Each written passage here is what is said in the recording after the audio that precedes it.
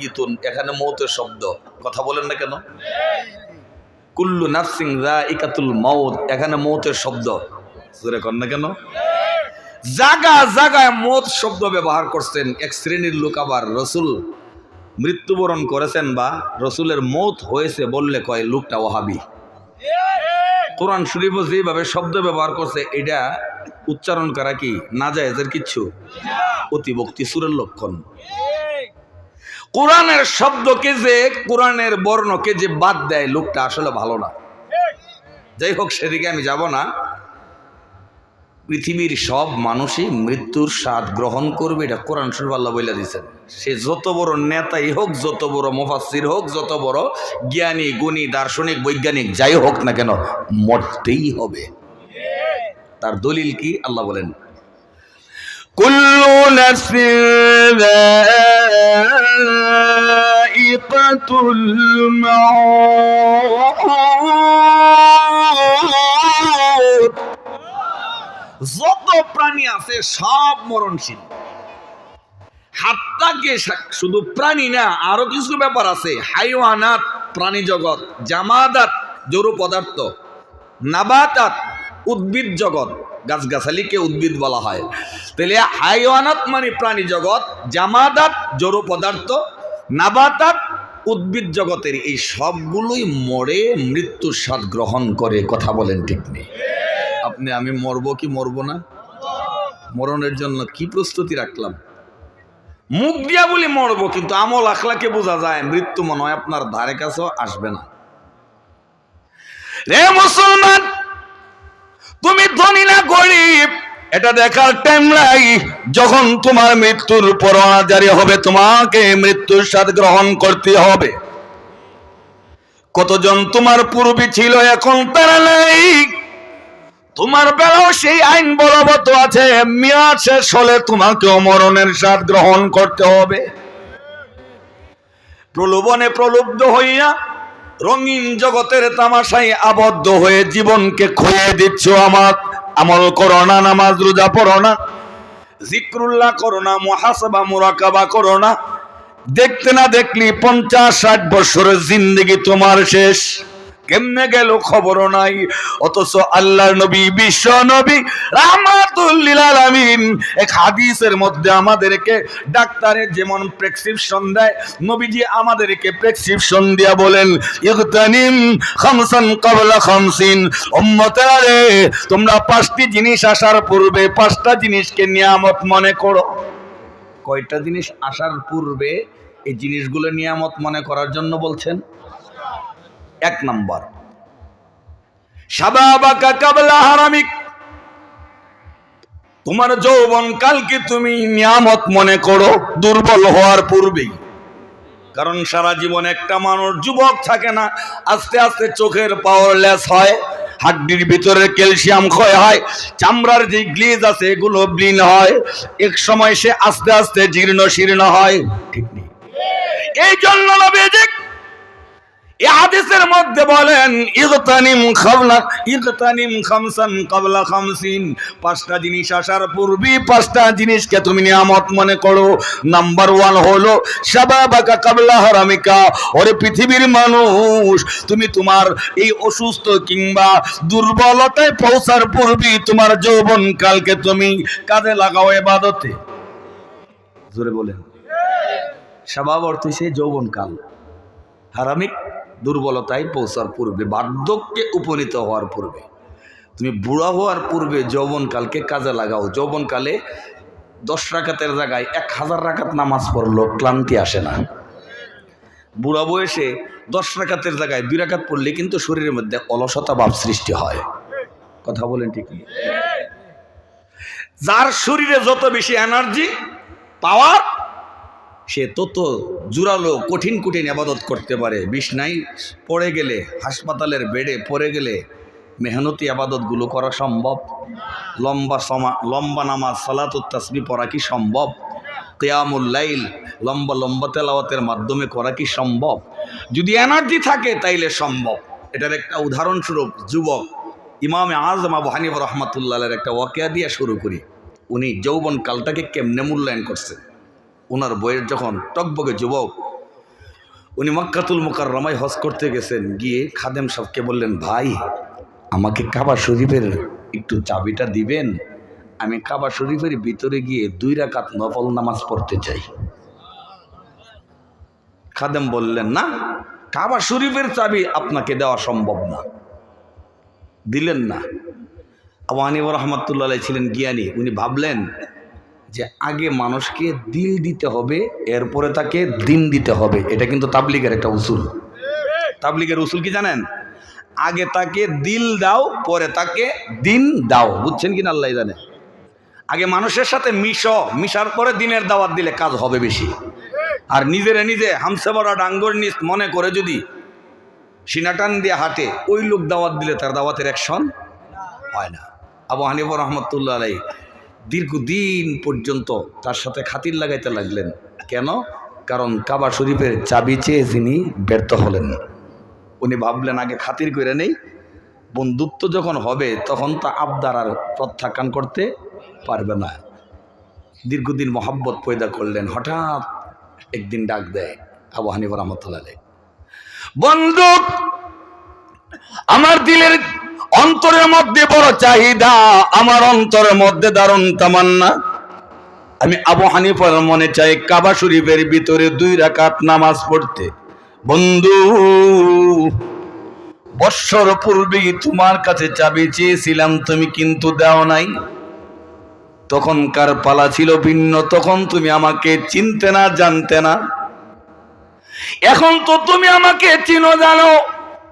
তুমি কি চাও তোমার বন্ধুর মনে একটা সাধনী কবরস্থ হবে, বাস্তবায়ন হবে না? আমি আমার অন্তরের মধ্যে আশা নিয়েই মরে যাব, বাস্তবায়ন করতে পারবো না। তুমি কি এমন মেনে নিতে পারো? কারণ তুমি তো হলো আমার হৃদয়ের বন্ধু, তুমি আমার চাহিদাটা পূর্ণ করো। এখন আর কিছু করার আছে? খাতিরের মানুষ চাইলে নিজের কষ্ট হইলেও জিনিসটা দিতে হয়। বন্ধু চাবি দিলেন, নাও দিলাম চাবি। সুবহানাল্লাহ বলবেন না? কাবা শরীফের ভিতরে যাওয়ার চাবি যুবক ইমাম আজম আবু হানিফার হাতে তুলে দিলেন। যেই মাত্র ইমাম আবু হানিফা রাহমাতুল্লাহি আলাইহি কাবা শরীফের ভিতরে ঢুকলেন, টকবকে যুবক নওজোয়ান আবু হানিফা রাহমাতুল্লাহি আলাইহি কাবা শরীফের ভিতরে ঢুকে বাম পাকে লক্ষ্য করে বলেন, রে নুমান ইবনে সাবেতের বাম পা। নুমান ইবনে সাবেত হলেন তার অরিজিনাল নাম, আবু হানিফা হলো তার উপনাম। কথা বলুন। রে নুমান ইবনে সাবেতের বাম পা, মজবুত থাকিস, নড়াচড়া করিস না, এটা আল্লাহর ঘর, তাম পৃথিবীর মুসলমানদের কিবলা। এই ঘরে কিন্তু তুই ঢুকছস, তোর উপরে বল করে আমি আবু হানিফা 1 রাকাত নামাজের মধ্যে 15 পারা কোরআন পড়ব, নড়িস না। আরেকটা আস্তে কইয়া, তোর উপরে ভর করে আমি আবু হানিফা 15 পারা দিয়া 1 রাকাত নামাজ পড়ব, সাবধান, নড়াচড়া করিস না, বিয়াদবি হবে, এটা আল্লাহর ঘর। এবার ডান পাকে লক্ষ্য করে বললেন, নুমান ইবনে সাবেতের ডান পারে, নড়াচড়া করিস না, বিয়াদবি হবে, তোর উপরে ভর করে আমি 15 পারা দিয়ে শেষ রাকাতটা আমি আদায় করব। 2 রাকাত নামাজ পড়েছেন 30 পারা কোরআন দিয়ে। সময় লাগছে কি লাগছে না? শক্তি ব্যয় হয়েছে কি হয়েছে না? তাইলে এই শক্তিটাকে কাজে লাগাইতে হবে, কারণ কখন না জানি মৃত্যুর দূত ঘরে এসে হাজিরা দেয়, বলা যায় না। আগে ভাগেই অ্যালার্ট থাকার দরকার। জুড়ে বলেন। এই জন্যই নবীজি বলেছেন, শাবাবাকা কাবলা হারামিকা, রে উম্মত, বার্ধক্যে উপনীত হওয়ার পূর্বেই তুমি তোমার যৌবন কালকে কাজে লাগাও, এটা তোমার জন্য নিয়ামত মিন জানিবিল্লাহ, আল্লাহর তরফ থেকে নিয়ামত। সুবহানাল্লাহ।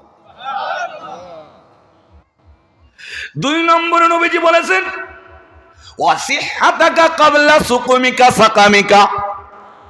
রাসূল বলেছেন, উম্মতেরে, রুগ্ন অবস্থায় পতিত হওয়ার পূর্বেই তোমার সুস্থ জীবনকে আল্লাহর তরফ থেকে দেওয়া নিয়ামত মনে করো। কথা ঠিক না বেটি? অসুস্থ হয়ে হাসপাতালের বেডে পড়ে গড়াগড়ি করার পূর্বে সুস্থ জীবনকে কাজে লাগাও। শ্বাসতলা বৈশা ঘন্টার পর ঘন্টা ফিল্ম দেখবা, পুকুরের পাড়ে বসে অনর্থক বাজে আড্ডা দিয়া গল্প গুজব করে সময় ব্যয় করবা। আর জিজ্ঞেস করলে ভাই তুমি কি করো, ভাই টাইম পাস করতেছি। হে টাইম কোন জায়গায় পাস করব, হের সেই জায়গায় পায় না। কেন? টাইম পাসের জন্য নামাজ নাই, জিকির আজকার নাই, দাঁড়াস না তুই লম্বা কিয়াম লাইল কর, অথবা 2 রাকাত নফল নামাজে অনেক তেলাওয়াত কর, তাইলে তো টাইমও গেল, ইবাদতও হইল। কিন্তু এই জিনিসটার বেলায় খালি টাইম পাস, টিভি দেখতে গিয়া টাইম পাস সুযোগ। যদি নামাজের কথা কয়, কাপড় বালা না, হাডু বালা না, মাজা বালা না, এখানে ব্যথা ওখানে ব্যথা, শ্বাসতলে বৈশা যে ফ্যান চা খায়, রং চা খায়, ঘন্টার পর ঘন্টা ফুরুত টানে, এটা কি আসলে চাউই খাইতেছে না ফ্যান খাইতেছে, এর খবরও নাই, কিন্তু ওখানে 3 ঘন্টা সময় ব্যয় করতে পারে। তুমি কি অসুস্থ হবা না? তখন কি জবাব দিবা? গেল 2। আরো বলতেছেন, অফিরাগাকা কাবলা শুগলিকা, রে যুবক, ব্যস্ততা বেড়ে যাওয়ার পূর্বেই তুমি তোমার অবসর সময়কে কাজে লাগাও। কারণ এখন তোমার বাপের হোটেল কিন্তু থাকবে না। যখন বিয়ে করবে, সংসার হবে, তখন কিন্তু তোমার অবস্থা খারাপ। জুড়ে বলেন না কেন? বাপের হোটেলে যে যুবক খায়, আর টেনশন নাই তো। পৃথিবীর সবচেয়ে বড় হোটেলের নাম হইল বাপের হোটেল। কার হোটেল? কারণ এটা ঠিকানা নাই, এটা সীমানা নাই, এটা সিট কতটুকু, এরিয়া কতটুকু, আল্লাহ মালুম। কিন্তু বাপের হোটেলে কি সারা জীবন খাওয়া যাবে? এক সময় যখন সংসার ঘাড়ে নেবেন, তখন আপনার ব্যস্ততা বাড়বে। ইনকামের জন্য যখন নেমে পড়বেন, তখন ইবাদত আগের তুলনায় কম হয়ে যাবে।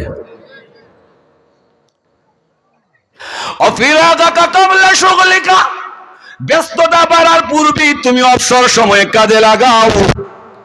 এই কথা বলতে বলতে নবীজি শেষে বলেছেন, ও হায়াতাকা ক্বাবলা মাউতিকা, ওরে যুবক, ও বুড়া, ও হায়াতাকা ক্বাবলা মাউতিকা, তোমার মরণ আসার পূর্বেই আল্লাহ তোমাকে যত দিনে হায়াত দিয়েছে, ওই হায়াতটাকে নিয়ামত মনে করো। নিয়ামত মনে করে ঘরে বসে থাকা নয়, নিয়ামত মনে করে মানি তাসবির মাধ্যমে সময় তুমি কাটাও, জিকিরের মাধ্যমে কাটাও, নামাজের মাধ্যমে কাটাও। তাদাররু ইলাল্লাহ, চোখের পানি ছেড়ে দিয়া আল্লাহর কাছে বলবে আর কানবে, প্রভু গো, যেই উদ্দেশ্যে তুমি পাঠিয়েছে তোমার দেওয়া হায়াত কাজে লাগাতে পারি নাই, আল্লাহ যতটুকু আয়ু আমার সামনে আছে এটা কাজে লাগাই এবার সুযোগ দাও। কথা বলেন ঠিক নেই? হায়াত শেষ হয়ে গেলে কি আবার আসবে? এটা এমন এক জিনিস, নদীর স্রোতের মতো, স্রোত চলে গেলে যেমন আর উল্টো আসে না, ঠিক তদ্রূপ আয়ু এমন চলছে। এক ব্যাগ ভর্তি পানি সামান্য পরিমাণ লিকেজ থাকলে টপ টপ করে এক ফোঁটা করে পড়ে, কিন্তু নির্দিষ্ট সময়ের ভিতরেই পানিটা এক সময় পরে ব্যাগটা শূন্য হয়ে যায়। ঠিক নেই? আপনার আমার হায়াতের ব্যাগ থেকে হায়াত কিন্তু আস্তে আস্তে শেষ হয়ে যাচ্ছে, মৃত্যুর দিকে আগাইতেছি। আমরা বলি না তোমার ছেলে তো বড় হয়েছে, আসলে সে বড় হয় নাই, আসলে সে ছোট হইতেছে। আসলে কি আমরা বড় হই না ছোট হই? হায়াতের দিকে লক্ষ্য করলে আমরা ছোট হই, কমতেছে না বাড়তেছে? তাহলে এই হায়াতটা কাজে লাগাবার দরকার আছে নি? রাসূল বলছেন, ও হায়াতাকা ক্বাবলা মাউতিকা, মৃত্যু আসার পূর্বে তোমার আয়ুকে কাজে লাগাও। কিন্তু কয়জন আছে কাজে লাগাই? দুষ্টামির দিক দিয়ে তো আমরা সবাই অগ্রগামী। নামাজ, রোজা, হজ, যাকাত, পর্দা পশিদা, মহান আল্লাহর রাস্তায় চলাফেরা, এইভাবে সময় ব্যয় করার প্রতি আমরা বড় উদাসীন, বড় গাফেল। আমরা ভাবি আমার চুল দাড়ি এখনো সাদা হয় নাই, কালো হয়েছে, আমি কি এখন মরবো? আবার অনেকে ভাবে আমি তো নেতা মানুষ, এত তাড়াতাড়ি কি মরবো? সম্ভব না। এমন কুধারণা শয়তানে এসে অন্তরে বীজ বপন করে। কথা বলেন ঠিক নেই? মরতে হবে কি হবে না? এমন কোন মানুষ আছে? সাদ্দাত মরছে, নমরুদ মরছে নি? এছাড়া আরো যত পাওয়ারফুল ছিল, ফেরাউন মরছে, এমন আরো যত প্রভাবশালী ছিল, ওরা কি আছে না চলে গেছে? আপনার আমার চলে যেতে হবে কি হবে না? চলে যেতে হবে। যেখানেই যাবেন সেখানে মৃত্যুর দূত হাজির হবে। যেমন আল্লাহ বলছেন, কুল ইন্নাল মাউতাল্লাযী তাফিরুনা মিনহু فإنه ملاقيكم মাউতিকুম। আল্লাহ বলেন নবী আপনি জানায় দেন তোমরা যেখানেই পলায়ন করবে সেখানেই মৃত্যু গিয়ে তোমার সাথে সাক্ষাৎ করবে। এটা কোরআন শরীফের আয়াত। জোরে বলেন রে যুবক, বাংকারের ভেতরে যদি আত্মগোপন করলে বাঁচা যেত, প্রেসিডেন্ট সাদ্দাম মরার কথা না। গ্লাসের প্রাচীরের ভিতরে যদি আত্মগোপন বা আশ্রয় নিলেই বাঁচা যেত। এই পৃথিবীর যিনি এক সময় বাদশা ছিলেন, বাদশা সুলাইমান আলাইহিস সালাম মরার কথা না। জোরে কর না কেন? উনি কিন্তু গ্লাসের ভিতরে ছিলেন, এর ভিতরে রূহ কবজা করছেন আল্লাহ। ক্ষমতার দাপটে যদি মৃত্যু থেকে বাঁচা যেত, ফেরাউন মরার কথা না, সাদ্দাত, নমরুদ, হামান, কারণ এগুলো মরার কথা না। টাকার জন্য যদি মৃত্যুকে প্রতিহত করা যেত, বাংলাদেশের সেরা ধনী জহুরুল ইসলাম মরার কথা না। অস্ত্রের কারণে যদি আজরিলকে তাড়ানো যেত, আমাদের বাংলাদেশের টপের গুন্ডা ছিল এরশাদ শিকদার মরার কথা না। অস্ত্রের কারখানা ছিল, অস্ত্রের মজুদ ছিল যথেষ্ট পরিমাণ, মরছে না আছে? মরছে না আছে? তাহলে বোঝা গেল টাকা, অস্ত্র, প্রভাব কোনোটাই কাজে আসে না। যখন ডঙ্কা বেজে যাবে মরতেই হবে, এক সেকেন্ড আগেও না, এক সেকেন্ড পরেও না। এটা কি আমার আপনার কথা? আপনার পাশে যে কবরস্থান, কত শত শত মানুষ, হাজার মানুষ এই কবরস্থানে শুয়ে রয়েছে না? তাদের কি নাম ডাম, যে যশ, খ্যাতি ইত্যাদি ছিল না? আজকে দিয়ে সুযোগ বুড়ে রয়েছে। আমলে কথা বলবে, আমল ভালো হইলে কবর ভালো, আমল খারাপ হইলে কি জানি চলতেছে কবর আল্লাহ আলাম। কবর সাজাবার দরকার। এই জন্য আপনাদেরকে একটা কথা বলি, আপনারা এখান থেকে যদি হোমনার উদ্দেশ্যে রওনা দেন, আপ ডাউন কত যায়? 120 টাকা। এখন যদি 10 টাকা নিয়ে রওনা দেন, যাওয়াই তো সম্ভব না, আসার কথা না পরে। তবে যাওয়া দুনিয়াতে সম্ভব। কেমনে? গাড়ির ড্রাইভারের হেল্পারের গিয়ে যদি ফাওয়া ধরে এলাম, হাতে ধরে এলাম, তুমি আমার আব্বা লাগো, তুমি আমার ছেলে লাগো, বা জান আমার খুব জরুরি কাজ, পকেটে টাকা নাই, তখন দয়া হইলে সে নিয়ে সেখানে পৌঁছে দিলে দিতেও পারে। এই সুযোগটুকু অন্তত পৃথিবীতে আছে। কিন্তু কবর জগতের সফর যে এত লম্বা, এই সফরে কি হাওলাত চলে? এই সফরের মধ্যে কি কোনো মায়া কান্না চলবে? তাহলে এই লম্বা সফরের জন্য তো অনেক টাকা পকেটে নিয়ে রওনা দেওয়ার দরকার। আপনার হোম না আপ ডাউনের টাকা যদি নিয়ে পকেটে নিয়ে রওনা দেন, নির্দ্বিধায় টেনশন থাকবে না। আপনি রওনা দিলে কোনো টেনশন নাই। চট্টগ্রামের উদ্দেশ্যে রওনা দিবেন, পর্যাপ্ত পরিমাণ পাথেও যদি আপনার পকেটে থাকে, রওনা করতে আপনার টেনশন নাই। কারণ জানেন যে যতটুকু প্রয়োজন তার চাইতে অবার আমার পকেটে আছে। কথা কন ঠিক না? রে মানুষ, পৃথিবীর সফরের চাইতে কবরের সফর অনেক লম্বা। কত লম্বা জানি? পৃথিবীতে আমরা যে হিসাব করি, পৃথিবীর 1000 বৎসরের সমান হবে কবরের মাত্র একটা দিন বা রাত। পৃথিবীর 1000 বৎসর যত লম্বা হবে, কবরের একটা দিন কিংবা রাত এতটুকু লম্বা হবে, যা কোরআনে আল্লাহ বলে দিয়েছেন। সুবহানাল্লাহ বলবেন না? পৃথিবীর হিসাব আর কবর জগতের হিসাব কি এক জাত? এক জাত না। যেমন আল্লাহ বলতেছেন, কেমন? পৃথিবীর 1000 বৎসর কবরের মাত্র একদিনের সমান।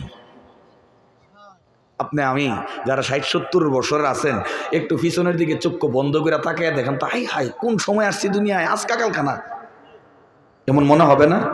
কিন্তু বয়স গেছে মাত্র কত? 60 বা 70।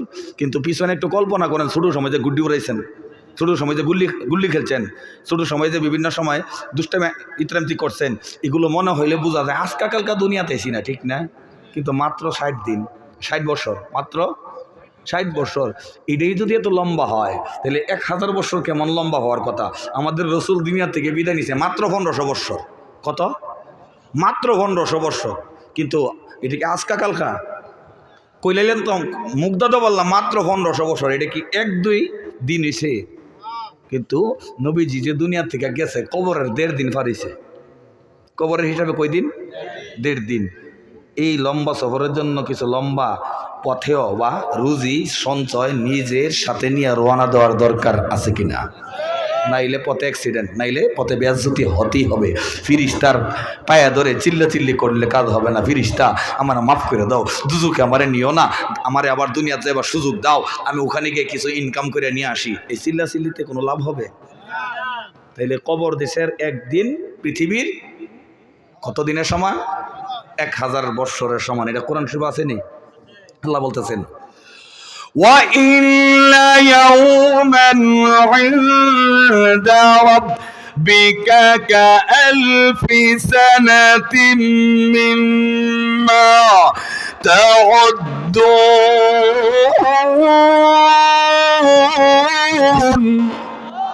আল্লাহ পাক রব্বুল আলামিন বলেন, পৃথিবীর মানুষ ভালো করে জেনে নাও, কবর জগতের একটা দিন তোমাদের পৃথিবীর হিসাবে 1000 বৎসর যত লম্বা তার সমান। কত দিনের সমান? পৃথিবীর 1000 বৎসরের সমান যদি লম্বা হয়, জান্নাতে গেলে তো কোনো টেনশন নাই, খালি আরাম আর খাওন ঘুমান, কোনো পেরেশানি নাই। কিন্তু এই 1000 বৎসর এর সমান যদি আপনার ওই রাত্রিটা যদি জাহান্নামের হয়, কি হবে আপনার উপায় একটু কল্পনা করে দেখেন। ওই 1000 বৎসরের সমান রাত্র বা দিনটা যদি জাহান্নামের হয়, সহ্য করতে পারবেন? সিগারেট যারা খায়, এদের সিগারেট খাইতে গিয়ে একটু আগুন শরীরে পড়লে সহ্য হয় না। মশা কামড় দিলে কোয়েল ধরাইতে গিয়া যদি কোয়েলটা ধরাইতে গেছে, একটু যদি কোয়েলটা লেগে যায়, এটার তাপ সহ্য হয় না। মোমবাতি ধরাইতে গিয়া মোমের একটু গলে যদি হাতে পড়ে, সহ্য হয় না। কড়াইয়ের মধ্যে তেল দিয়া মাছ বাজি করতে গিয়া একটু তেলের ছিটা পড়লে সহ্য হয় না। এটা কি বৎসরের সমান? ঘন্টার সমান? মিনিটের সমান? সেকেন্ডের সমান?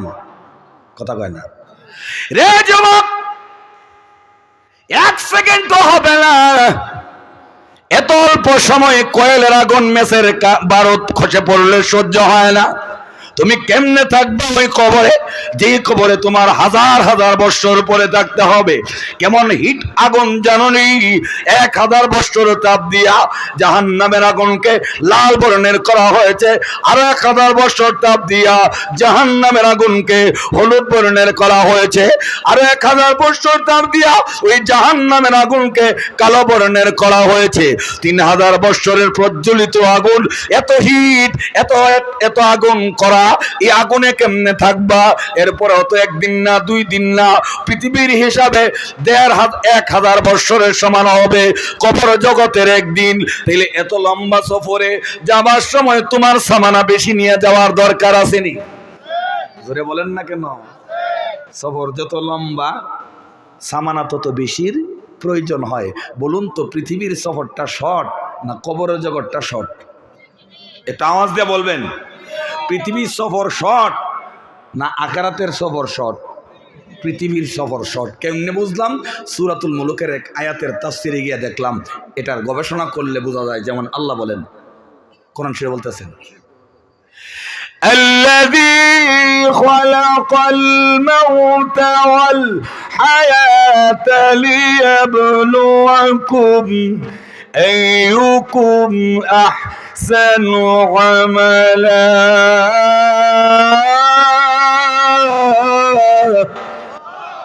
আল্লাহ বলেন, আল্লাযী খলাকাল মাউতা ওয়াল হায়াতা, যিনি সৃষ্টি করেছেন মৃত্যুকে, যিনি সৃষ্টি করেছেন জীবনকে। কোরআন শরীফের এই সূরায় আগে বলছেন মৃত্যুর কথা, পরে বলছেন হায়াতের কথা বা জীবনের কথা। আল্লাযী খলাকাল, বলেন আল্লাযী খলাকাল মাউতা ওয়াল হায়াতা। তাহলে এখানে কোন শব্দ আগে ব্যবহার করছেন আল্লাহ? মৃত্যুর কথা, পরে বলছেন হায়াতের কথা। আগে হলো মরণ, পরে হলো জীবন। এটা হলো আল্লাহর দৃষ্টিতে। কার দৃষ্টিতে? আর আমাদের দৃষ্টিতে আমরা কি বলি? আগে জীবন পরে মরণ, আগে জীবন পরে মরণ। আমাদেরটা রাইট না মহান আল্লাহটা রাইট? আল্লাহ বলেন, মানুষ, আমি আগে তোমাদের মরণের কথা বলেছি, পরে হায়াতের কথা বলেছি। কেন জানোনি? দুনিয়ার মধ্যে তোমার শর্টকাট জিন্দেগি, এটার তো কোনো ভ্যালুই নাই। আর আখিরাতের কথা বলেছি, হায়াত, লম্বা সফর, লম্বা এক ডিউটি, বিশাল বড় এক সময় হবে ওখানে। ওখানে যদি তুমি সাকসেস হও তাইলে তুমি পুরনো সাকসেস। আর ওই জায়গায় যদি ধরা খেয়ে যাও, পৃথিবীতে বিভিন্ন মিল ইন্ডাস্ট্রিজের মালিক হও, কয়েকটা বাড়ির মালিক হও, কয়েকটা গাড়ির মালিক হও, সুখ শান্তি আর বুক বিলাসের মালিক হও, তাইলে দুনিয়াতে এই যে বুক বিলাসী হলা, অনেক বাড়ি গাড়ির ইন্ডাস্ট্রিজের মালিক হলা, তুমি সফল হতে পারলে না। আর যদি মরার পরে কবর জগতে তুমি সফল হতে পারো, এটাই হবে তোমার জন্য সফলতা, কারণ ওখানের সময় শুরু আছে শেষ নাই। কবর জগৎ শুরু আছে শেষ নাই, কিন্তু পৃথিবীর জীবন শুরু আছে শেষও আছে। যখন মা জননীর পেট থেকে পৃথিবীতে আসলেন, হিসাব শুরু হয়ে গেল। কেউ 60 বছর বাঁচে, কেউ 10 বছর বাঁচে, কেউ মার পেট থেকে মরা ভূমিষ্ঠ হয়, কেউ বিয়ে করতে যাবে এমন সময় গাড়ি অ্যাক্সিডেন্ট, নৌকা ডুবে, লঞ্চ ডুবে, প্লেন অ্যাক্সিডেন্ট করে দুর্ঘটনায় মারা যায়। কখন যাবে না যাবে এটা কে জানেন? কেউ বলতে পারে? এটা টাইম শর্ট, পৃথিবীর জীবনটা টাইম শর্ট। এই টাইম শর্টের জন্য আমরা বহুত কিছু করি। আচ্ছা বলুন তো, আপনারা যারা কোনো মেজবানের বাড়িতে আপনারা বেড়াইতে যান, যে বেড়াইতে যায় তাকে বলা হয় মেহমান, যার বাড়িতে যাওয়া হয় তাকে বলা হয় মেজবান। মেজবানের বাড়িতে গিয়া আপনি মেহমান হিসেবে গেলেন, আপনার 3 দিন পর্যন্ত তার বাড়িতে বেড়াইবার অধিকার আছে, তাই না? সম্মানের সাথে আপনাকে মেহমানদারি করতেই হবে, করতেই হবে। এখন আপনারা যে সম্মান করতেছে মেজবান বাড়িওয়ালা, এই দুর্বলতার সুযোগে গিয়ে যদি তার বাড়ির মোবাইল সেট চুরি করেন, স্বর্ণের চেন দেখছেন, ভাবছেন আমি তো সম্মানিত লোক হই, নিলে তো আর কোনো দেখলো কিছু কইব না। গেছেন 3 দিনের জন্য, 3 দিনে বেড়াইতে গিয়ে বেড়ার ঘরের ফার্নিচার দিকে লোক লাগছে, আপনি ফার্নিচার ট্রাক একটা ভাড়া করে না ফার্নিচার আপনার বাড়িতে পাঠাই দিয়েছেন। মোবাইল, মাইক্রো ওভেন বা আরও যত জাতের ইলেকট্রনিক্স দামি দামি যন্ত্রপাতি আছে, ফার্নিচারের যত ফার্নিচার আছে, এই 3 দিনে বেড়াইতে গিয়ে যদি আপনার বাড়ি থেকে চুরিদারি কইরা ওই মেজবানের বাড়ি থেকে আপনার বাড়িতে পাঠাইয়া দেন, এই কাজটা কি সঠিক হইল না বেঠিক হইল? এটা কি চালাকি না বোকামি? জুরে কান। 3 দিনের জন্য মেহমানদারি তোমার উপরে, ওই লোকের উপরে ওয়াজিব ছিল। 3 দিন তো তোমাকে সম্মানের সাথে মেহমানদারি করবেই, তাই বলে কি তুমি তার বাড়ির দামি দামি ইলেকট্রনিক্স ফার্নিচার নিয়ে যাবে? এটা তো বোকামি হবে। কথা বলে পৃথিবীর মানুষ, আল্লাহ যে আমাদেরকে পৃথিবীতে পাঠিয়েছেন, এটা হলো 3 দিনের জেফতের তুলনায় 3 দিন আল্লাহ সম্মানের সাথে খাওয়াবে। কিন্তু আমরা দেখা যায় এই 3 দিনের মধ্যে অনেক জিনিস জোড়ায়, বাড়ি একটা হয় না, গাড়ি একটা হয় না, এবার চাকরি নকরি আরো কিছু করতে হয়, বহুত কিছু জড়াতে হয়। এবার নামাজের কোনো খবর নাই, রোজার খবর নাই, আল্লাহ বিল্লাহর খবর নাই, খালি দুনিয়া দুনিয়া দুনিয়া। মার্কেট একটা হয় না, কয়েকটা মার্কেটের দরকার, বাড়ি একটা হয় না, কয়েকটা বাড়ির দরকার, খালি আরো চাই আরো চাই, রাক্ষসের মতো খালি চলছি বিরতিহীন। এই যে একটা নেশা, এমন একটা পেশা নিয়ে যে তুমি চলেছো, মহান আল্লাহর কাছে যে তুমি যাবা, ওই দিনের কথা কেন কল্পনা আসে না? ওরে মানুষ, আল্লাহ যখন পৃথিবীতে তোমাকে পাঠাইছেন, রিজিকের বন্দোবস্ত তো আল্লাহ অবশ্যই অবশ্যই করবেন। তাই বলে কি তুমি নামাজ ছেড়ে দিবা, রোজা ছেড়ে দিবা, পর্দা ছেড়ে দিবা, খাউফে ইলাহি আল্লাহর ভয় ছেড়ে দিবা? যদি ছেড়ে দাও তাইলে তোমার হবে এটা বোকামি। কথা বলেন না কেন? দুনিয়ার যখন আল্লাহ পাঠাইছে খাওয়াইতো না? জানেন, মানব সৃষ্টির 50,000 বছর আগে তার রিজিক আল্লাহ বানাইছে। সুবহানাল্লাহ, রাস্ত কইেন। একটা মানব সৃষ্টির 50,000 বছর পূর্বেই আল্লাহ তার রিজিকের বন্দোবস্ত করছে। কেমন মালিক, কেমন রাজা, ওনার খাদ্য গোডাউনে শর্ট নাই তো, ওনার বস্ত্র গোডাউনে শর্ট নাই তো, ওনার ওষুধ কোম্পানিতে কোনো শর্ট নাই তো। একটা খালি শব্দ ব্যবহার করেন কোন, আল্লাহ এই শব্দটা কোন ব্যবহার করেন, সব কিছু অটোমেটিকলি হয়ে যায়। সুবহানাল্লাহ বলেন না? তাহলে আল্লাহ বলছেন আল্লাযী খালাকাল মাউতা ওয়াল হায়াতা, ওই মহান সত্তা যিনি মৌতকে সৃষ্টি করেছেন, জীবনকে সৃষ্টি করেছেন। কেন? লিয়াবলুয়াকুম আইয়ুকুম আহসানু আমালা, তোমাদের ইন্টারভিউ নেওয়ার জন্য। এই হায়াত মৌত জেনে কে কম্পিটিশন করে, কার অ্যাকাউন্টে পর্যাপ্ত পরিমাণ নেক ঢুকাবে, এই চিন্তা চেতনা মেমোরিতে ঢুকায়া জীবন পরিচালনার জন্য মহান আল্লাহ তোমাদের মৌতও দিছে, জীবনও দিছে। ইবাদত করবেন কি করবেন না? হারানো জীবন ফিরে পাওয়া যায়? পাওয়া যায় না। এই জন্যই যখন তোমার মৃত্যু তখন মরণ হবে, সতর্ক থাকার প্রয়োজন। কিন্তু আমরা উদাসীন।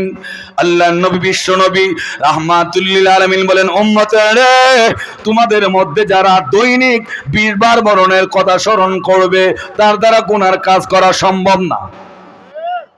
ঠিক যেমন আসতে হইতেছে, তোমাদের মধ্যে যারা দৈনিক 20 বার মরণের কথা খালেসভাবে স্মরণ করবে ওই লোকের দ্বারা চুরি করা, জিনা করা, ব্যভিচার করা, ঘুষ খাওয়া, সুদ খাওয়া, অন্যায় করা, অবিচার করা সম্ভব না। আর যদি এমনি মরণের কথা স্মরণ করে, আমি তো মরে যাবো, আমি তো মরে যাবো, আমি তো মরে যাবো, আমি তো মরে যাবো, এই জাতের তসবিহ টিপলে কাম হইতো না।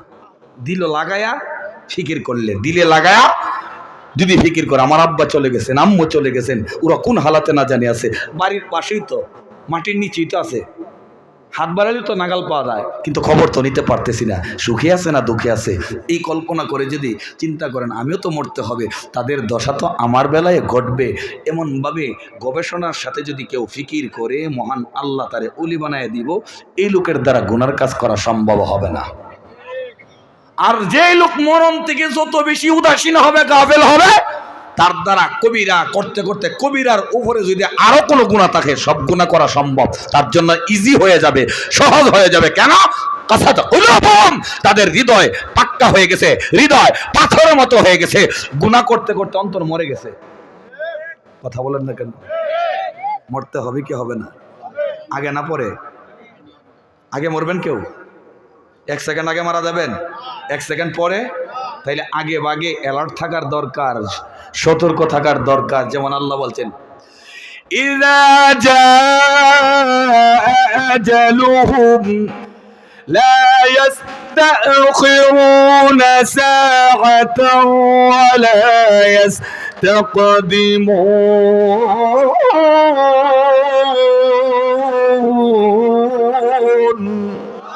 আল্লাহ বলেন, রে পৃথিবীর মানুষ সতর্ক থাকো, যখন তাদের মৃত্যুর ডঙ্কা বেজে যাবে, মরতে হবে, 1 সেকেন্ড আগে মরণ দেওয়া হবে না, 1 সেকেন্ড পরেও মরণ দেওয়া হবে না।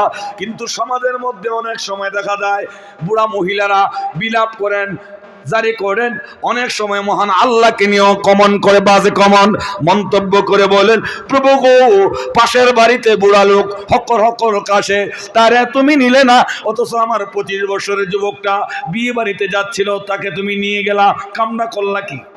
এমন অনেক মা বোনেরা বলে, আল্লাহ কামনা করলা কি? পাশের বাড়ি বুড়া, ডায়াবেটিসের রুগী, ক্যান্সার রুগী, বিছনায় বইরা কোহাইতেছে কাহাইতেছে, ওরে তুমি নিলা না, আমার জোয়ান ছেলেটারে নিলাগা। এই কথাগুলো বলা সঠিক না বেঠিক? মহিলারা তো আচ্ছা করে, যেহেতু আর নিসাও না নিসা তো লাগল, মহিলারা যেহেতু অর্ধ বুদ্ধি সম্পন্ন, তাদের দ্বারা এমন একটা রং হতেই পারে। কিন্তু পুরুষরা কি করেন? অনেক জায়গায় তো পুরুষরাও দেখা যায় বাজারে, বিশ্ব রোডে একজন যুবক মারা গেলে লেখে কি, উমুকের অকাল মৃত্যুতে আমরা শোকাহত।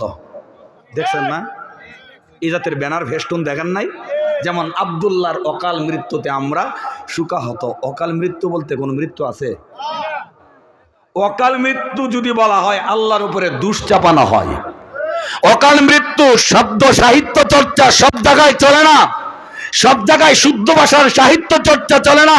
এই চর্চার দ্বারা গবেষণা করতে হবে আমার কথার ইঙ্গিত কোন দিকে যাচ্ছে। কেউ যদি বলে উমুকের মাইচরের উমুকের অকাল মৃত্যুতে আমরা শোকাহত, এর দ্বারা বোঝা যায় আল্লাহর উপরে লোকটা অসন্তুষ্ট, আল্লাহর উপরে সে অপবাদ দিচ্ছে। আল্লাহ পাশের বাড়িতে বুড়ো লোক মরে না, আমার জোয়ান ছেলেরা নিয়ে গেলা, তার অথচ সময় হয় নাই। অকাল মানে কি? সময় হয় না, তুমি তারে নিয়ে গেলা। আল্লাহ কি সময় না হইলে কাউরে নিব? আল্লাহ কি কোনোদিন অঙ্গীকার ভঙ্গ করছে এমন রেকর্ড কারো কাছে আছে? আল্লাহ কি অঙ্গীকারের মধ্যে ফলস করছে এমন কোন রেকর্ড কারো কাছে আছে? আল্লাহ যে অঙ্গীকার ভঙ্গ করে না, এটার আয়াত কোরআন শরীফ নাই? আছে। যেমন আল্লাহ বলেন, ইন্নাল্লাহা লা ইউখলিফুল মিআদ।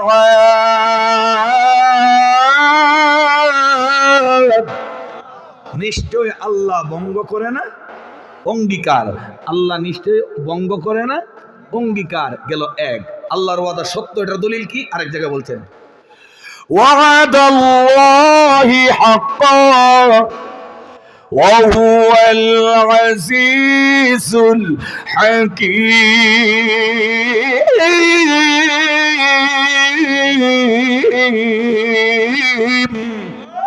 وعد الله حقا আল্লাহর ওয়াদা সত্য ওহুয়াল আজিজুল হাকিম তিনি প্রজ্ঞাময় এবং পরাক্রমশালী তাহলে যে আল্লাহ এত শক্তিশালী যে আল্লাহর ওয়াদা লঙ্ঘন হয় না এই আল্লাহকে আপনার আমার ছেলেকে অকালে নিয়ে যাবেন অকালে নয় যদি আপনার বাচ্চা মার পেট থেকে খালাস হয় মৃত্যু অবস্থায় ধরে নিতে হবে আল্লাহ তাকে এতদিন মেয়াদ দিয়েছিলেন এখন মেয়াদ শেষ ডেট হয়ে গেছে মারা গেছে কথা কোন ঠিক না যদি আপনার বাচ্চার দুনিয়াতে আইসা হোয়া করে একটা চিৎকার দিছে এমনও ঘটনা ঘটে বাচ্চা একটা হোয়া করে চিৎকার দিছে আর নাই কথা কোন ঠিক কিনা বুঝতে হবে এক মুহূর্তের হায়াত দিয়ে আল্লাহ তাকে পাঠিয়েছেন আবার যদি দেখা যায় বিয়ে শাদীর আগ মুহূর্তে মারা যায় বুঝতে হবে তার হায়াত এতটুকুই দিয়েছিলেন আবার অনেক মানুষকে দেখা যায় 100-র উপরেও বাঁচে বুঝতে হবে তাকে আল্লাহ এতদিনের হায়াত দিছে এখানে হায়াত ডিঙ্গাইবার সুযোগ নাই আকপিস করার সুযোগ নাই যদি হায়াত আকপিস করার সুযোগ থাকতো তাহলে জোহরুল ইসলাম কন্ট্রাক্টরের জ্বালা এরশাদ শিকদারের জ্বালার হায়াত গরিবের কপালে কিচ্ছু থাকতো না কথা বলেন আকপিস করার সুযোগ থাকলে গরিবে হায়াত বিছড়ে পাইতেন জোহরুল ইসলাম কন্ট্রাক্টর সেরা ধরি আর এখন যে দরবেশটা গেছে না একটা জেলখানাত আসেনি দরবেশ না এটা অলি ও শয়তানের অলি দাড়ি শেভ করে বাঁচতে চাইছেন তাই না ওখানে আছে শ্বশুরালয় লাগানাতুল্লাহি আলাইহি গজবতুল্লাহি আলাইহি এরা টাকার অভাব নাই জোহরুল ইসলাম কন্ট্রাক্টর গরিবের সব হায়াত কিন্না ট্রাঙ্গো বইরা তালা দিয়ে বলতো আজরাইল 800 আমি 4000 বছর হায়াত আমার রিজার্ভ আছে কিনা লাইছি যাওগা কথা বলেন কিন্তু সুযোগ আসেনি এই অপশনটুকু কি আল্লাহ রাখছেন এরশাদ শিকদার বলতেন আজরাইল 800 বাইরে নারে ঠুস করে দিমু আমি এলাকার আমার বাংলাদেশের অর্ধেকটা এলাকার গরিবের হায়াত সব আমি কিনে নিছি যদি যাও তাড়াতাড়ি যাও নাইলে কিন্তু ফায়ার করবো আজরাইল কি ফায়ারকে ভয় করে ঘুষ কেলেঙ্কারির সাথে জড়িত আজরাইল ঘুষ কেলেঙ্কারির সাথে জড়িত না সন্ত্রাসীদের হুমকি ধমকিতে ভীত সন্ত্রস্ত না এই জন্যই তো বলেছেন ইযা জা আজালুহুম লা ইস্তাখিরুনা সাআতান ওয়া লা ইস্তাকদিমুন আল্লাহ যখন যার মৃত্যুর সময় রাখছেন 1 সেকেন্ড ত্বরান্বিত করা হবে না 1 সেকেন্ড বিলম্বিত করা হবে না কথা বলেন ঠিক কিনা আকপিস করার সুযোগ আছে নাই এই মরণকে কে বানাইছে উনি কত বড় শক্তিশালী আল্লাহু আকবার একমাত্র মরণ নাই ওনার বাকি যা আছে সব মরতে হবে কার মরণ নাই আল্লাহর মরণ আছে নাই যেমন সূরা আর রহমানের মধ্যে আল্লাহ বলছেন কুল্লু মান আলাইহা ফান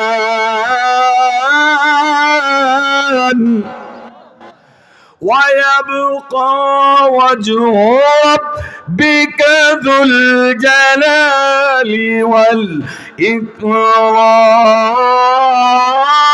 ইকরাম মহান আল্লাহ বলতেন কুল্লু মান আলাইহা ফান পার্থিব জগতে এই ভূপৃষ্ঠে যা কিছু আছে সব হয়ে যাবে খান খান ওয়াবকা একমাত্র অ্যাক্টিভ থাকবেন অনর থাকবেন অবিচল থাকবেন অক্ষয় থাকবেন উনি কে জোরে বলেন যেই আল্লাহর মরণ নাই সেই আল্লাহ মরণকে বানাইছেন আপনার আমার একটু ইন্টারভিউ নেওয়ার জন্য আমরা কোন লাইনে হাঁটি বলুন তো আপনার আমার হাঁটাটা কি বেলাইনে হাঁটা উচিত না মহান আল্লাহর প্রদত্ত রাস্তায় হাঁটা উচিত জুড়ে বলেন মরণের নিয়ন্ত্রক কে কেন তিনি মরণের নিয়ন্ত্রক কারণ তিনি মহাশক্তিশালী ওনার মরণ নাই যেমন সূরা আর রহমান থেকে বলছি এখানে আবার দেখেন সূরা বাকারার মধ্যে মহান আল্লাহর যে মরণ নাই দলিল আছে আসেনি এদিকে খেয়াল করেন আল্লাহ বলেন আল্লাহু লা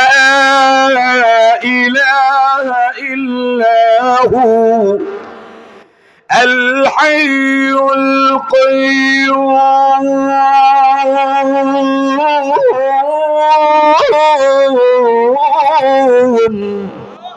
আল্লাহ বলেন হে পৃথিবীর মানুষ জেনে নাও আল্লাহ ছাড়া দ্বিতীয় কোনো ইলাহ নাই উনার মরণ নাই, উনি চিরঞ্জীব, হামেশা সে হামেশা রহেগা, কবি नहीं মরেগা। পূর্বে ছিলেন, বর্তমানে আছেন, ভবিষ্যতেও থাকবেন। ওই মহান আল্লাহ মরণকে বানিয়েছেন, জীবনকে বানিয়েছেন। কেন বানিয়েছেন? এই সময়টুকুর ভিতরে তুমি কতটুকু ইবাদত করো আল্লাহর। এইভাবে রং তামসা করে অবহেলায় অবলীলায় সময় নষ্ট করলে চলবে না, কারণ তোমাকে পাড়ি দিতে হবে আরেক জায়গায়।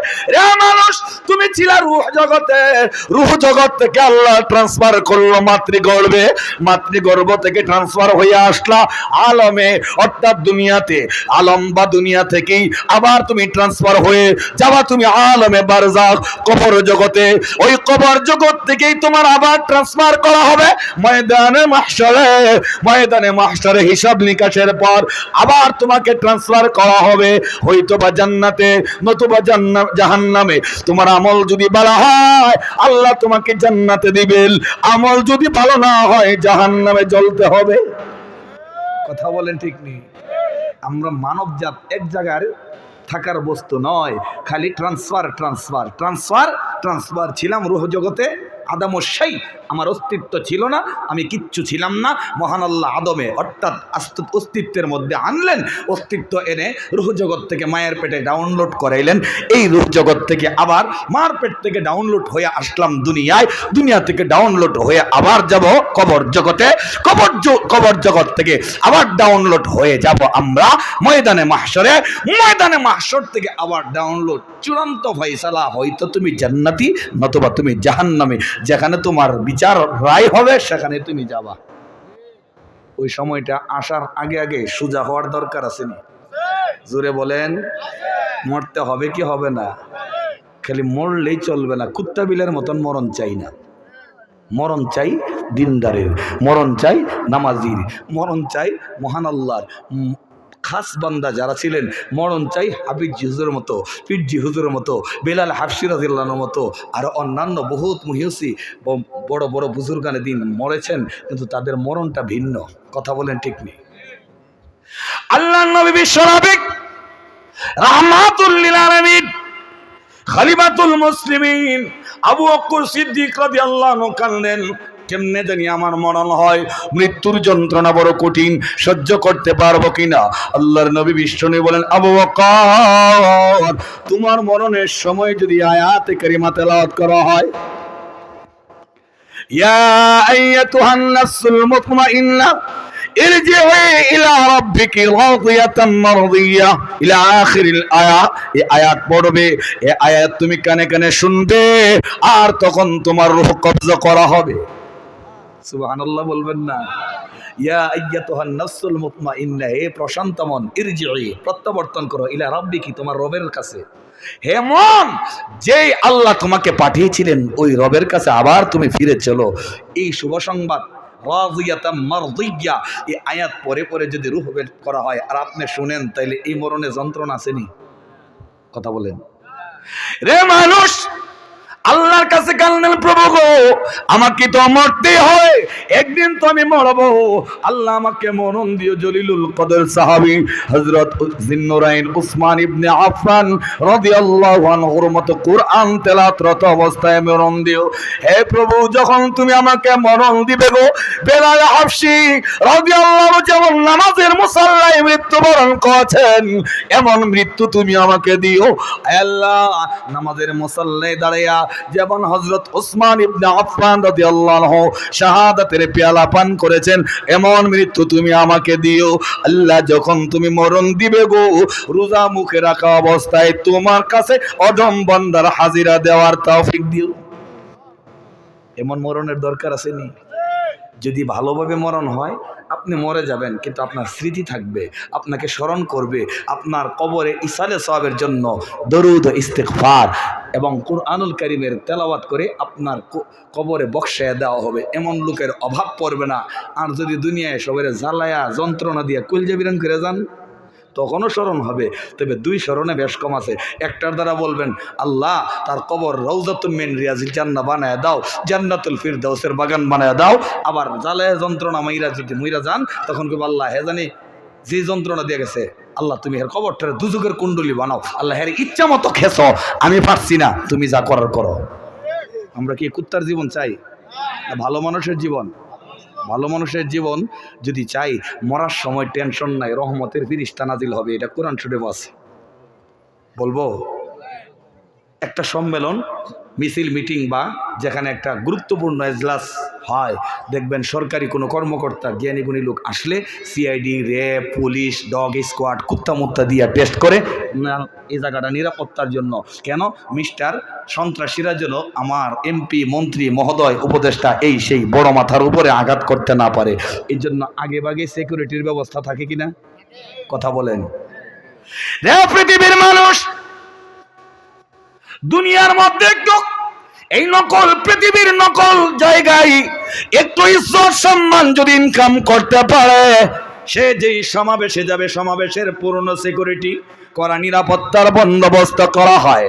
আর যখন আল্লাহওয়ালা মারা যায়, মাইচর নিবাসী একজন দিনদার ব্যক্তি যখন মারা যাবে, আমার আল্লাহ পাক রব্বুল আলামিন ওই দিনদার ব্যক্তির ইমানের নিরাপত্তার জন্য, তার পূর্ণ সিকিউরিটির জন্য মহান আল্লাহ বলবেন, ফেরেশতারা রে, মাইচর নিবাসী আব্দুল্লাহ মারা যাবে আজকে, তার বাড়ির চতুর্দিকে তোমরা মোতায়েন হয়ে যাও, কারণ বড় একটা সন্ত্রাসী আছে মিস্টার ইবলিস, মৃত্যুর সময় মানুষের ইমানকে নিয়ে সিনেমিনি খেলতে চায়, মৃত্যুর সময় ধোঁকা দিয়া বেঈমান বাড়াতে চায়। আল্লাহ বলবেন, রহমতের ফেরেশতারা জলদি করে যাও আমার আব্দুল্লাহর বাড়ির চতুর্দিকে, আমার বান্দার ইমানের যেন কোনো সমস্যা না হয়, পূর্ণ সিকিউরিটি, পূর্ণ নিরাপত্তার বন্দোবস্ত তোমরা করে নাও। এমন অর্ডার পাবেন, মহান আল্লাহর ওই রহমতের অজস্র ফেরেশতা বাহিনী আব্দুল্লাহর বাড়ির চতুর্দিকে বেষ্টনী দিবেন। কেন জানেন নি? এটা আল্লাহর একজন দামি বান্দা। কথা বলেন। আল্লাহর একজন দামি বান্দা দুনিয়া থেকে বিদায় নিবেন, তার ইমানের উপরে আক্রমণের জন্য বিশাল বড় এক সন্ত্রাসী হানা দিবে মিস্টার ইবলিস বাহিনী। মহান আল্লাহ কি এটা অবলীলায় ছেড়ে দিতে পারেন? মহান আল্লাহ বড় মায়া করেন, এই জন্য আল্লাহ নিজে, উনি তো স্পেশাল ফোর্স পাঠাইয়া দিয়া বলেন, তার বাড়ির চতুর্দিকে বাউন্ডারি দাও। আওয়াজ টাওয়াজ নেই, তার বাড়ির চতুর্দিকে বাউন্ডারি দাও। এটা কি ইটের বাউন্ডারি? আল্লাহ বলবেন বাউন্ডারি দাও। দিবে কি দিয়া? রহমতের ফেরেশতা দিয়া, নিচ্ছিদ্র প্রহরী, একটু তিল ধারণ করা জায়গা নাই, ফাঁকা দিয়া মিস্টার ইবলিস ঢুকবে, আব্দুল্লাহর ইমানের উপরে ককটেল ফোটাবে। এই সুযোগ মহান আল্লাহ দিবেন না। সুবহানাল্লাহ বলেন। অজস্র বাহিনী রহমতের ফেরেশতা তার বাড়ির চতুর্দিকে নাজিল হবে, এটাও আল্লাহ কোরআন শরীফে বলছেন। বলবো تتنزل عليهم الملائكة ألا تخافوا ولا تحزنوا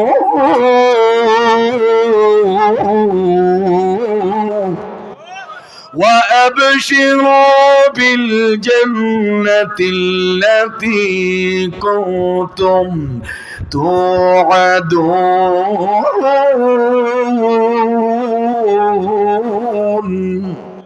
আল্লাহ বলবেন, তাতানাজ্জালু আলাইহিমুল মালাইকা, আল্লাহর অজস্র রহমতের ফেরেশতা তার বাড়ির চতুর্দিকে মোতায়েন করবেন, নাজিল করবেন। ফেরেশতা এসে কি বলবেন জানেননি? তারা বলবেন, লা তাহজান, ভয় করিস না, টেনশন করিস না, পেরেশানিত হইস না, মহান আল্লাহ রহমত তোর সঙ্গে আছে, মহান আল্লাহ তোদেরকে শুভ সংবাদ দিয়েছেন। সুবহানাল্লাহ বলেন। বলছেন, আবশিরু বিল জান্নাহ, ও রহমতের ফেরেশতারা আমার ওই বান্দা যে সাকরাত অবস্থায় রয়েছে, টকবক করতেছে, শ্বাস নিতে পারতেছে না, বড় কষ্টে আছে, এমন সময় তারে শুভ সংবাদ দিয়ে দাও, তার কানে কানে বলো, আর টেলিভিশনের স্ক্রিনের মতন তার চোখের সামনে জান্নাতের আরামের সিনারি, ফল ফ্রুটের সিনারিগুলো তার চোখের সামনে তুলে ধরো। আর একটু জোরে কন। এটাই আল্লাহ বলছেন, تتنزل عليهم الملائكة ألا تخافوا, ও সাকরাতগ্রস্ত ব্যক্তি তুই ভয় করিস না, ওয়ালা তাহজানু, টেনশন করিস না, ওয়া আবশিরু বিল জান্নাহ, ফেরেশতাকে বলবেন তাদেরকে শুভ সংবাদ দাও জান্নাতের। জান্নাতের নাজ নিয়ামত, ফল ফ্রুট, বালাখানা, আরাম আয়েশের জায়গা, দুধের নহর, মদের নহর, শরাবের নহর, জুসের নহর, পার্ক, উদ্যান, বিনোদনমূলক স্থান সবগুলো তার চোখের সামনে তুলে ধরবেন। ওই সময় আল্লাহর ওলি মাইচর নিবাসী আব্দুল্লাহ, যেই লোকটা আযান শোনার আগেই, ফজরের আযানের আগে উঠে ওযু করে তাহাজ্জুদ পড়তো, রুনাদারি করতে বলতো, প্রভু গো আমি মানুষ, আশরাফুল মাখলুকাতের মেডেল দিয়েছো, কিন্তু সেইভাবে আমল করতে পারি না। যে উদ্দেশ্যে তুমি আমাকে পৃথিবীতে পাঠিয়েছিলা আমি পারি নাই, আল্লাহ আমি ব্যর্থ, তুমি আমাকে মাফ করে দাও। এভাবে যখন চোখের পানি ছেড়ে ছেড়ে কান্দে, এমন ব্যক্তির মৃত্যুর সময় ফেরেশতা তার চোখের সামনে টেলিভিশনের মতো জান্নাতের সুন্দর সদৃশ দৃশ্যগুলো দেখায়া বলবেন, কান্দিস না, টেনশন করিস না, শুভ সংবাদ গ্রহণ কর, মরার পরে তোর ওই জায়গায় যাওয়া। সুবহানাল্লাহ বলে, মরবি আর যাবি। এমন সময় সাকরাতে যেই লোকটার হাত নড়ে না, পা নড়ে না, কথা বলতে পারে না, খালি চোখ দুইটা দিয়া ফেলায়া তাকায়া থাকে, মেয়ে গিয়ে বলেন, আব্বু আপনি চিনেন না, আমি তো আপনার বড় মেয়ে ফাতেমা। আওয়াজ নাই। বড় ছেলে গিয়ে বলেন, আব্বু গো আপনি আমাকে চিনেন না, আমি আপনার আব্দুর রহমান। চিনে না? বিবি গিয়ে বলেন, প্রাণের প্রিয়তমা, প্রাণের প্রিয়তম, সারাটি জীবন আপনি আমার জন্য কষ্ট করেছেন, আমি আপনার সংসারে সঙ্গ দিয়েছি, আমি তো হলাম আপনার আদরের বিবি। কথা বলতে পারে না, ফেল ফেল নজরে তাকিয়ে আছে, চোখের কর্নার দিয়ে গড়গড়া খালি পানি পড়ে, এমন বিপদের মুহূর্ত, শ্বাস নিতে পারছে না, অথচ লোকটা বলতেও পারে না, তুমি আমার মেয়ে, তুমি আমার ছেলে, তুমি আমার বিবি, আমাকে শুভ সংবাদ দিচ্ছ, আমাকে বিভিন্ন ধরনের সান্ত্বনা দিচ্ছ, সান্ত্বনা দিলে কোনো লাভ হবে না, আমি আছি হালাতে গড়গড়াই, বড় মুসিবতের সময় আছে। এমন সময় যখন রহমতের ফেরেশতা তার চোখের সামনে এমন দৃশ্যগুলো তুলে ধরবেন, ওই লোকটা বলবেন, প্রভু গো আমি আর বিলম্ব করতে চাই না, এত সুন্দর জান্নাত, এত নাজ ও নিয়ামত, আল্লাহ তোমার কাছে কখন যাব? রহমতের ফেরেশতা বাহিনীকে লক্ষ্য করে বলবেন, আজিলুনি আজিলুনি, জলদি করে আমাকে নিয়ে যাও। সুবহানাল্লাহ বলেন, জলদি করে আমাকে নিয়ে যাও, আমার রূহ কবজা করো। আজিলুনি, জলদি করে আমার রূহ কবজা করো, কারণ আমার রফিক আলা মহান আল্লাহর কাছে আমার যাওয়ার একটা সেতু হলো, একটা পথ হলো এই মৃত্যু, মরা ছাড়া আমি আল্লাহর কাছে যেতে পারবো না, জলদি করে আমার রূহ কবজা করো। সুবহানাল্লাহ। তার মধ্যে একটা বেকারারি ভাব সৃষ্টি হয়ে যাবে, সে বলবেন, আজ জিলুনি আজ জিলুনি, ও রহমতের ফেরেশতারা বিলম্ব করছো কেন? তরিত করো তরিত করো, আমার রূহ বের করে নিয়ে যাও। সুবহানাল্লাহ। এমন জীবন গঠন করার দরকার আছে নি? জোরে বলেন, জলদি করে নিয়ে যাও, জলদি করে নিয়ে যাও।